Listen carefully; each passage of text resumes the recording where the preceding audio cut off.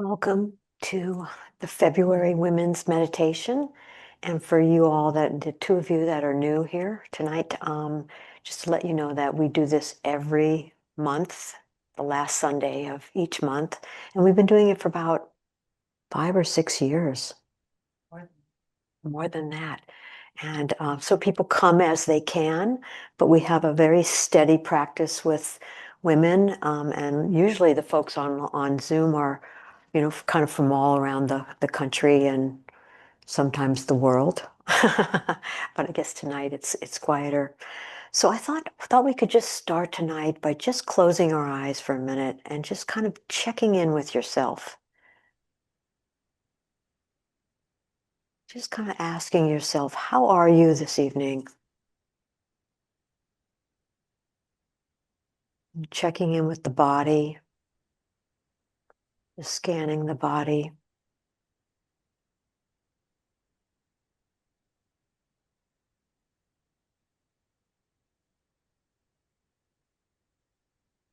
And checking in with your mind, just noticing whatever mind state is there. Maybe you feel a little tired. Maybe you feel just grateful for being here. Whatever it is, let it be. And then checking in with your heart.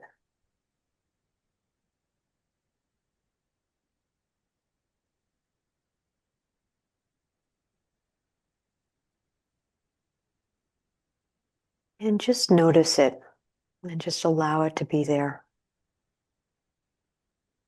And we can come out of this now.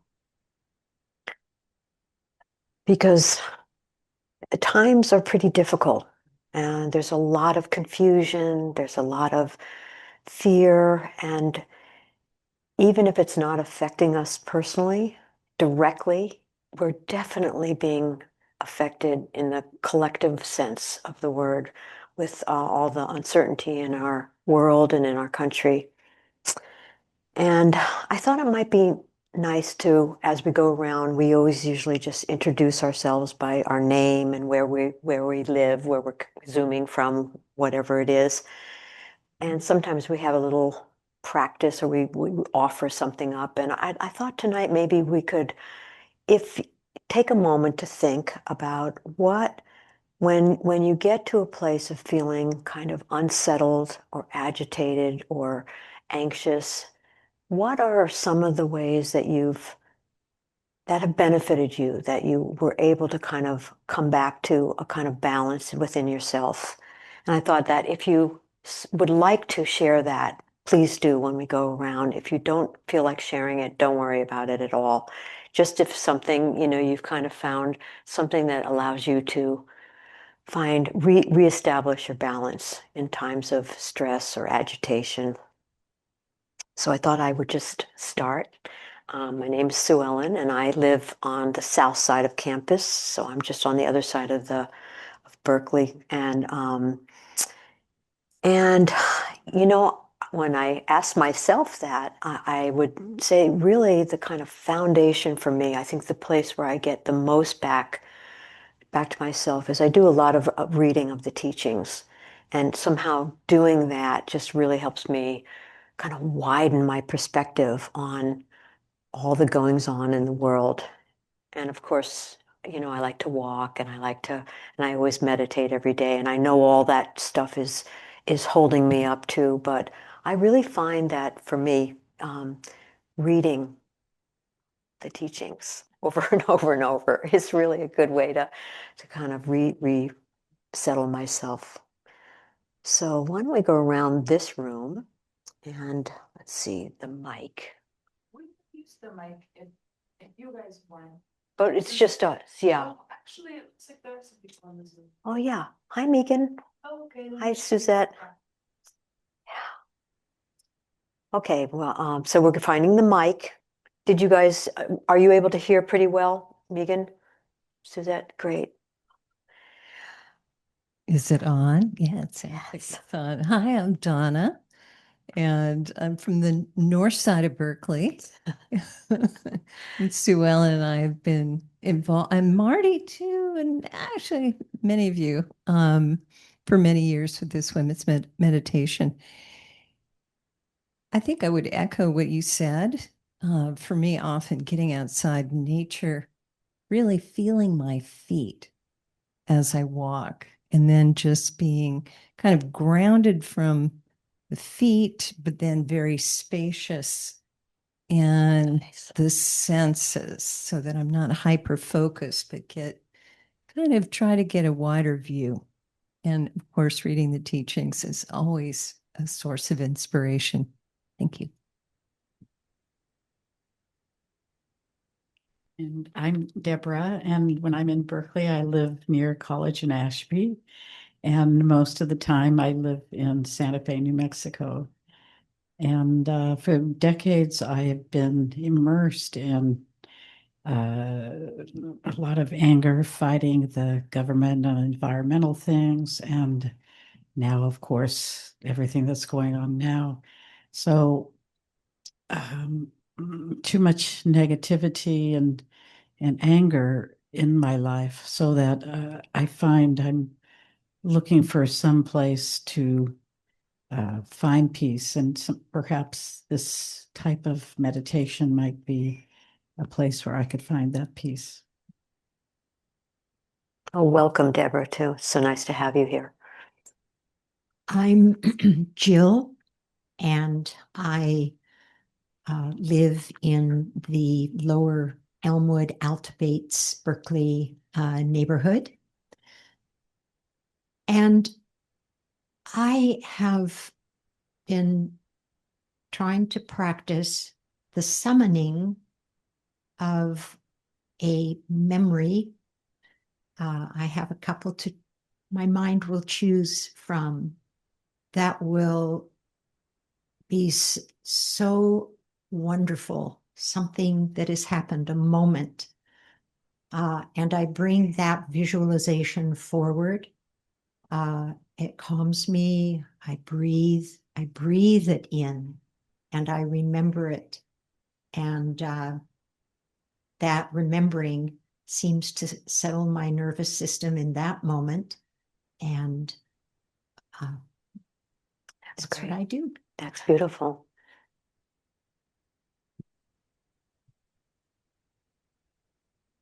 Hello, I'm Chris.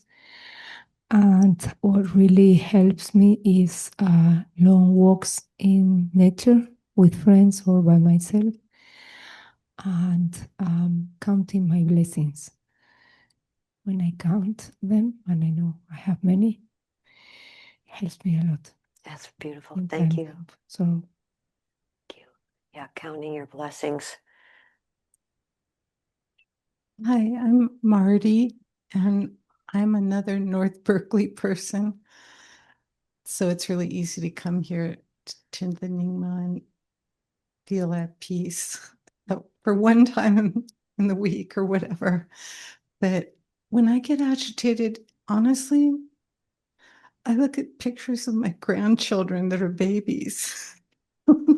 They bring me so much joy and calmness, and that I find myself looking at the phone a little bit too much. Yes. That and just, breathing and meditating. Mhm. Really beautiful. I forgot to add that I live in San Rafael. And where? San Rafael. San Rafael. Great. And Chris, thank you so much for coming, and welcome too. It's your first time. Okay. Oh, and others have joined here too. So let's go around. And Megan, why don't you take it from the online crowd? Hi, can you hear me? A little louder. A little louder? Okay. There we go. We got you the volume That's up. better? Yep. Okay, perfect. Hi, my name is Megan. I live in Toronto, Canada, and how I try to stay grounded these days. I guess I've been really trying to take a multi-pronged approach, but mostly I've been really focusing on getting into my body. As Donna said, going outside, taking walks, feeling the ground under my feet, which is nice because we actually live right on a river. Couple of close encounters with coyotes lately, but all good. Everything's fine. Meditating, going to the gym and working out, just breathing, remembering to breathe, um, going to an acupuncturist. I just find that being in my body is so important. There's a lot of heady, terrible things going down, and I do try to keep on top of the news and, you know, um, it's there's a lot of terrible things going on, obviously. So just getting back into myself and remembering to breathe is what I've been focusing on these days. Thank you so much. Yes, that's great. Suzette, welcome. And is this your first time with the women's meditation? Yeah, it's actually my first time with the Nyingma Institute. I've been with FPMT for a long time, but I moved to Lake Merritt Uh-huh. neighborhood, so just looking for a Tibetan Buddhist place. Wonderful. Well, I'm Yeah, so glad you found us. Welcome. yeah. So I think basically for me is just being in the present, which can be really, really hard. So like Megan, just going back into my body, my breathing and not be in the mind so much. Mhm. And it's so much easier to just be in the mind and think you're busy, but you're really not busy. You're just trying to be occupied, Mhm. that kind of thing. But I think for me, it's also just journaling, just kind of slowing myself down. Great. Great. Thank you so much. Donna, hi. Welcome. You have to unmute yourself. Sorry, Sue Ellen, I had a little problem with my computer and getting in, so I apologize for being late. It's great to see you, though. Yeah, it's great to see you too. So, what you missed was we were just talking about what things we do to kind of rebalance and ground ourselves. That's what people are mentioning. So let us know where you're calling from too. Oh, I'm calling from San Francisco Bay Area. Yeah, you're in Yeah, Marin. that's where I am. Yeah, okay. And you don't have to offer, some little tricks that you have to try to come into balance with yourself. But if something comes to mind, go. Well, I can say right now that I'm blessed because it's a beautiful area, and I live up on a mountain, Mhm, and nature is what does it for me. mhm, Nature, going into nature is just a natural. It's just an immediate. When I mhm. get out of the world and get out into my trees Mhm. and garden and flowers, that's what I do. That's beautiful. Thank you Thank you. so much. Thank you. Okay, Linda Lazzaretti. Hello, everybody. Late, Hi. but here. The thing I do is basically to sit in my big chair with a comfy electric blanket and just try to not think about anything and keep my mind off of pain and thoughts that are just not feeling good. Mhm. Not helpful. Yeah. Yeah. And where are you calling from? Oakland, San Leandro. Okay, great. Well, welcome. It's good to see you. And we have Krista too. Welcome. Is this your first time at women's meditation as well? And you have to mute yourself, Krista, if you're wanting to say hi. Okay, well, we'll go on. Chikalaya. How did I say that right? Okay. We'll just move on. It's fine. If you guys wanted to Sorry, I didn't know how to unmute myself. okay. Hi, welcome. Hi, I'm in San Francisco, Hmm. and my name is Jakaya, and what I've done, it's been like maybe like 5 or 6 weeks now. I Mhm. actually stopped using social media, and that helped me really significantly feel more grounded and connected. And my other thing has been I normally, if I feel emotional or things are going on that are chaotic, I normally would respond immediately. And I've been like actually just taking a beat in a minute, and even if it takes me a day. So just taking time instead of feeling the urgency has helped me feel grounded. It's wonderful. Great. And is this your first time at the women's meditation? Yes. Yes? Mm-hmm. Okay, well, welcome. Thank you so much for being here. I'm glad you found us. Thank you. So thank all of you for a lot of wisdom, actually. I thought that was really beautiful and helpful. So for the format tonight, we're gonna do something like this. I'm gonna do just a little stretching exercise with you before we go into a silent meditation, and we'll kind of slide right from a little stretching to meditation, and then we'll meditate for about 15 minutes or so, and then I'll ring the I'll ring the chime once. And if you'd like to, at that point, you can shift around and get more comfortable again. And then when you're ready, just flow right back into another silent 10 minutes or so. And then after that, I'm sure we'll have time. I'm going to be reading tonight. We always do a little reading from Rinpoche Tartang Tolku, the Lama who founded the Nyingma Institute. And I'm going to be reading from his latest book, Gesture of Love, which he actually wrote during COVID.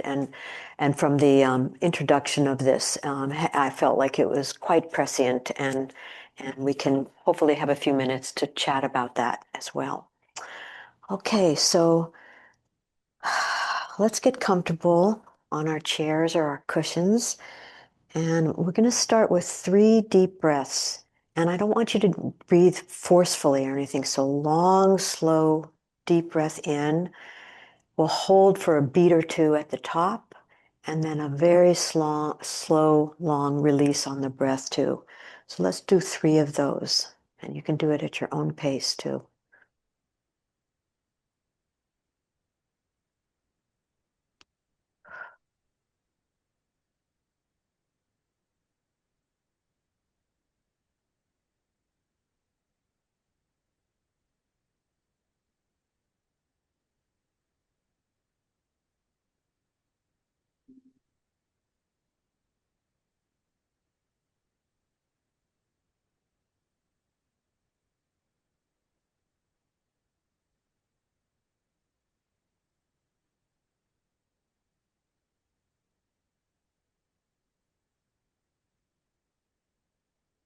Now, let's do the same with our shoulders. We're going to, on an in-breath, raise our shoulders up as high as you can go.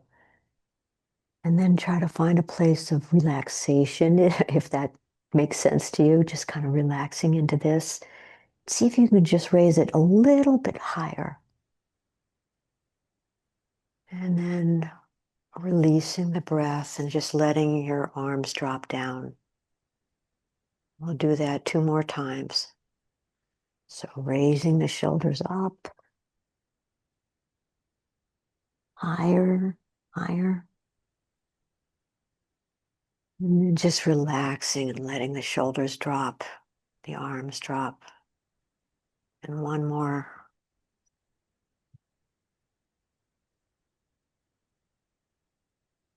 You can even do an audible release.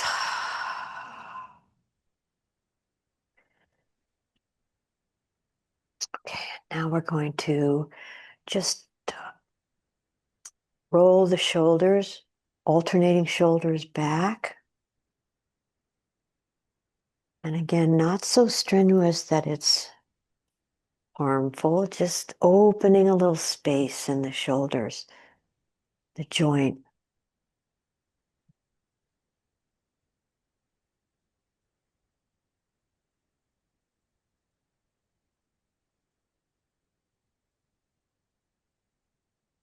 And then coming to stillness for a moment, and we'll just reverse the directions now. We're rolling forward, 1 shoulder at a time.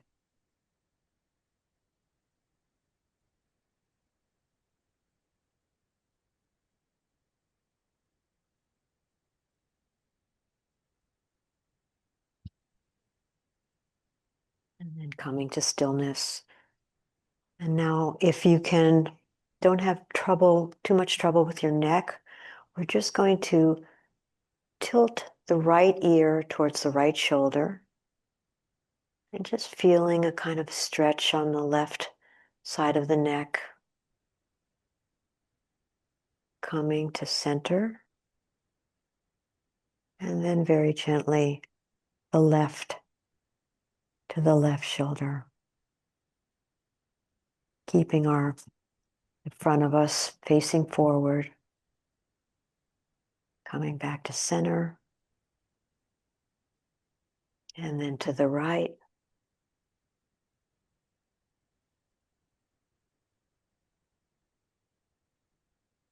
To the center. To the left. Just letting gravity do its job. Coming back to center. And then one more round.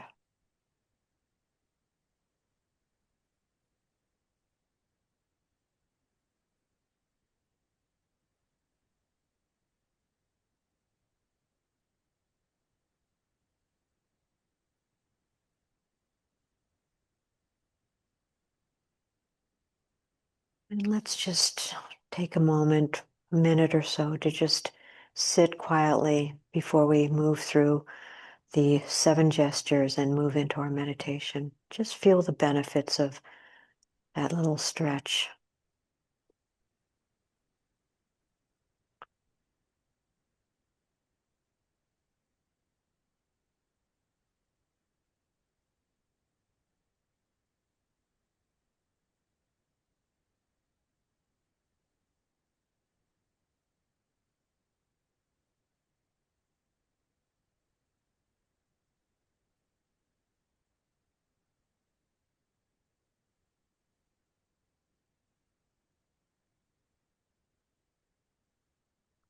So coming into the 7 gesture posture now, the spine is straight, but very relaxed, not stiff.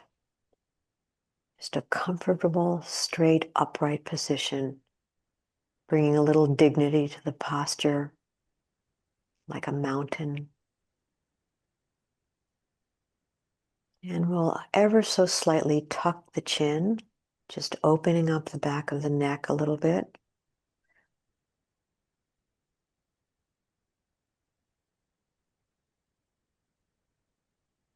The eyes are ever so slightly open with a downward gaze.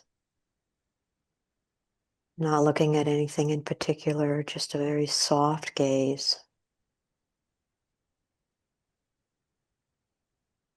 Letting your hands rest palms down on your knees or your thighs.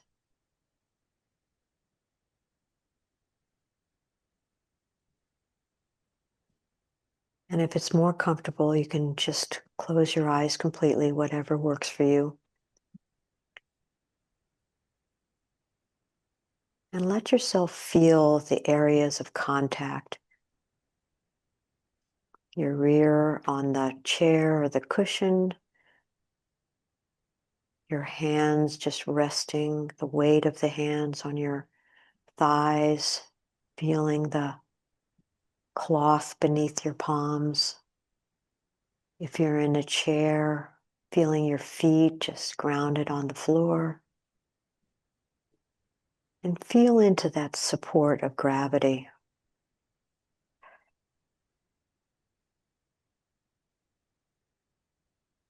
And we'll move now into our silent meditation for 15 minutes, just staying with the breath, one breath at a time.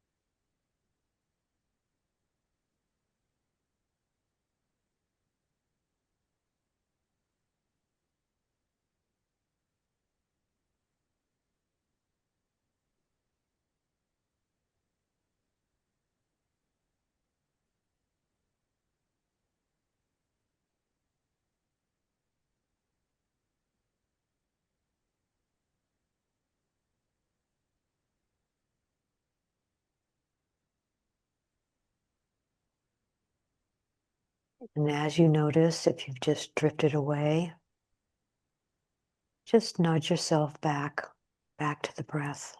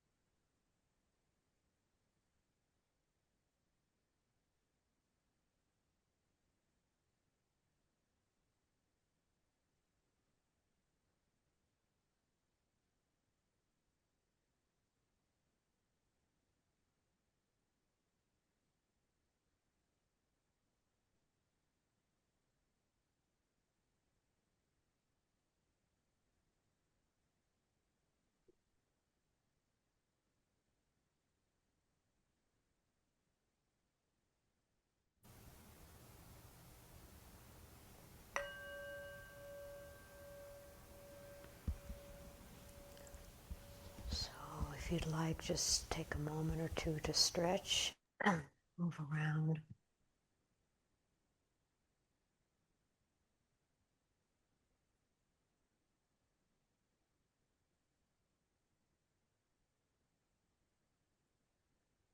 Whenever you're ready, you can just move right back in.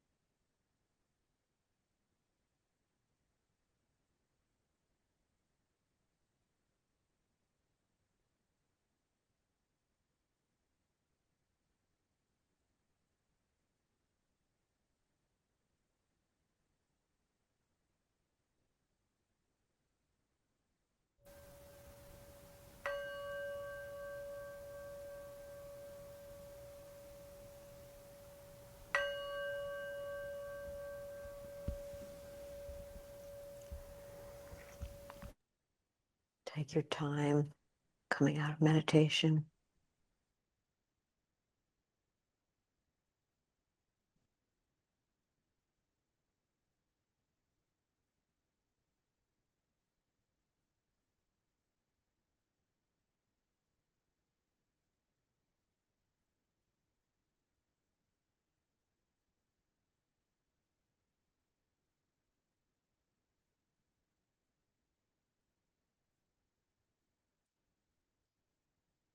I'm going to read from this introduction again. This is from Gesture of Great Love. And it's from the introduction in Tartang Tolku. Oh, wonderful. You could read along with me. Great. Okay. The subtitle is, in the introduction, Our World Today.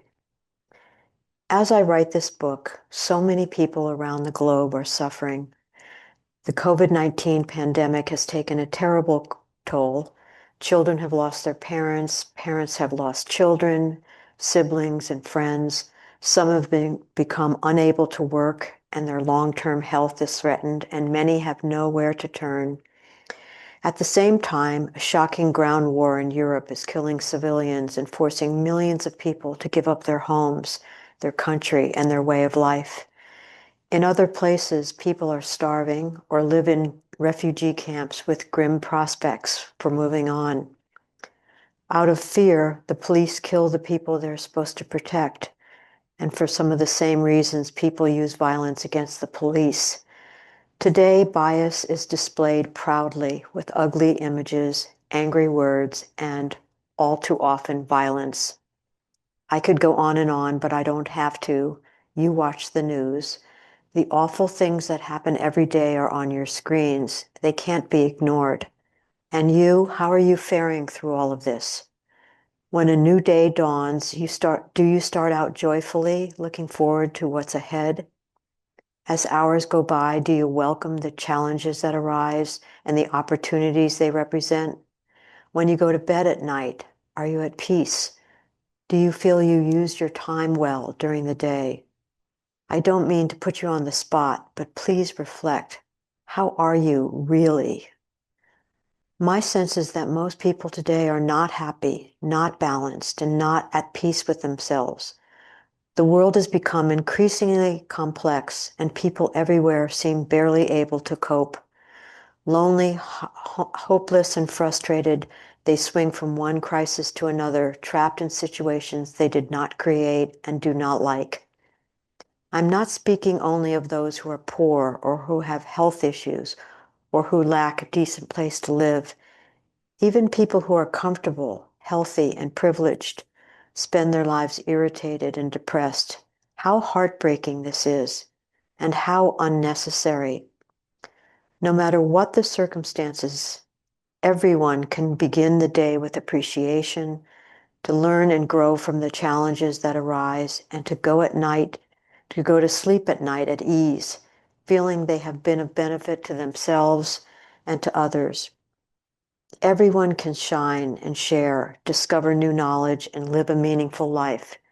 Everyone includes you. Does this seem like a fantasy or a Tibetan Lama's wild dream? I assure you it is not. Most people think the root cause of suffering is external: disease, poverty, war, hunger, or misguided political leaders. But it seems to me that the cause of most of our suffering is the mind itself. People in every culture wish to be happy. So what stands in their way? They wish for inner peace. So why are they conflicted and confused? The mind, as it operates now for almost everyone, everywhere, undermines positive goals, saps confidence, and it crushes the human spirit. It destroys positive feelings like a repressive dictator. Relying on concepts and language, mind uses words like right or wrong, good and bad, criticize and judge. It flies from one emotional state to another like a small dust mite in a strong breeze. I call these operations that support the mind a regime. A regime of mind can be likened to ministers, administrators, judges, and strong men who prop up the dictator.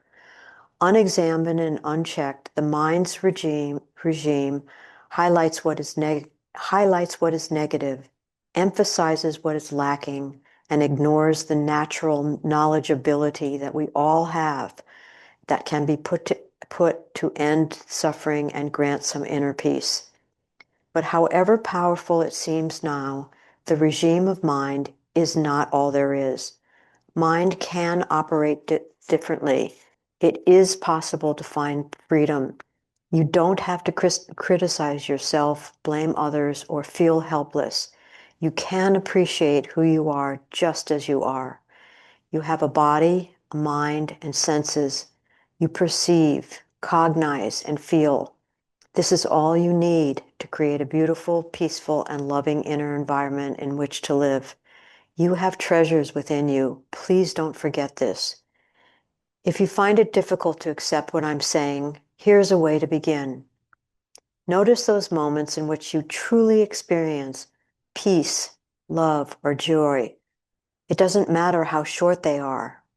If you are viewing a sunset or holding a loved one in your arms, if the stars are out in the night sky or a bird is singing, and you notice a beautiful feeling, be fully present with that.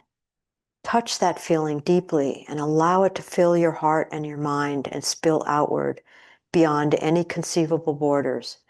Embrace your positive feelings. That is enough to get started. This may not be the complicated instruction you were expecting, but it is a valuable way to begin. We're not in this world for very long, so it's important to take advantage of every moment. Now is the time to discover how to heal, how to open beyond all the boundaries to the full richness of human being. A different path. That's the subtitle here. He says, the teachings I share in this book do not directly duplicate the wisdom tradition that I received as a young man in Tibet, nor do they require that you adopt a religious outlook. I offer them now because I believe the need for transformation in these difficult times is great. I feel that this kind of presentation can be a benefit to everyone, whether you're a longtime spiritual seeker or simply a curious person tired of the way things are. It's likely that the paths to happiness that you have tried up until now have been based on concepts and ideas, on stories and narrative. For example, if you're self-critical, a voice tells you that you're not good enough, not deserving of happiness. To counter this, you try telling yourself a different story. I'm being too negative. I have to stop feeling guilty. I'm a good person. But a story is a story. A concept is a concept. Nothing really changes by substituting one for the other. Mind quickly reverts to its habitual way of conceptualizing, and soon you are unhappy again. Speaking in a particular tone, from a biased perspective of I, the regime of mind identifies problems and then searches for ways to solve them. Yet if that were effective, the world's problems would have vanished by now. For in the end, the situations we face so starkly today are the same problems that human beings have always faced. That's what makes it so important to find a different approach. Right here and right now, in the middle of fears and worries, surrounded by the complexity of the modern world, you can open to a new way of living. You can let go to the idea that you can't or you don't know how or you aren't good enough. You can understand that anxious, insecure mind will keep looping round and round, identifying problems. There aren't enough solutions in the universe to keep pace with a mind like that. Without avoiding responsibilities, without running away from everyday life, you can be calm and joyful. Instead of living in a world of constant conceptualizing, you can bring ease to body and mind and simply be. You might think this way of living is selfish, especially when most of the rest of the world is suffering, but being at peace opens the heart, and an open heart leads to compassion for others.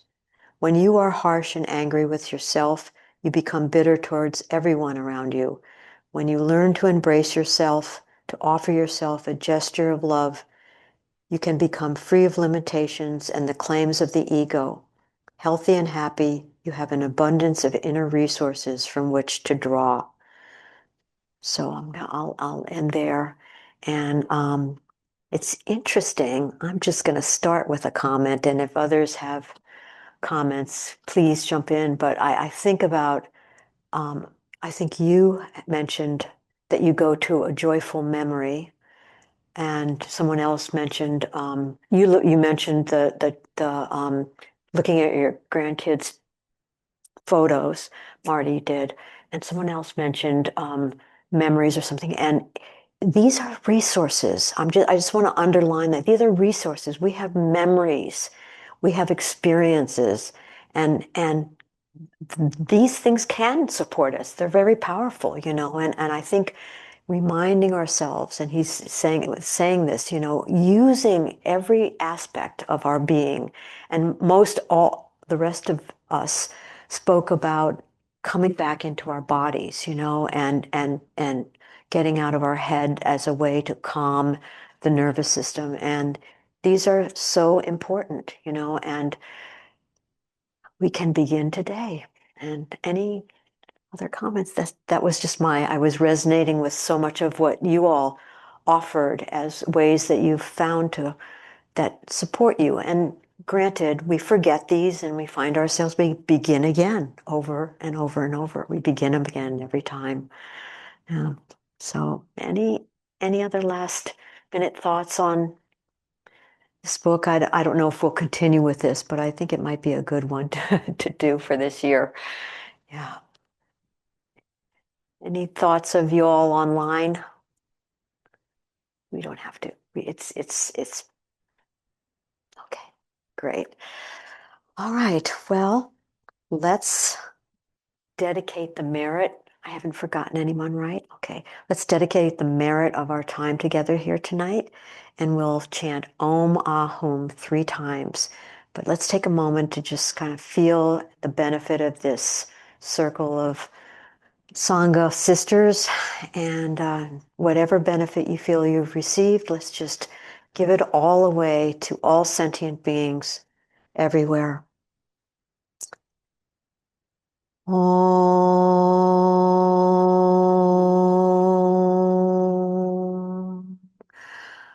Ah.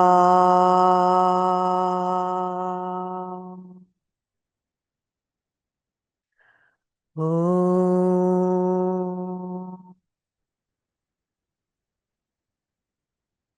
Om.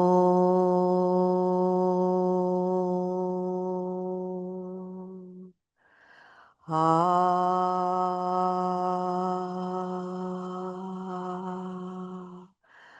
Om.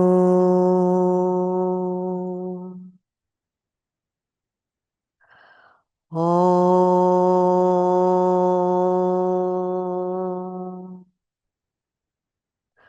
Ah.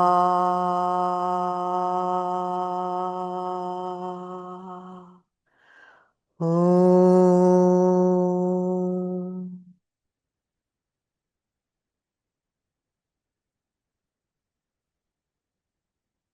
Thank you so much for tonight.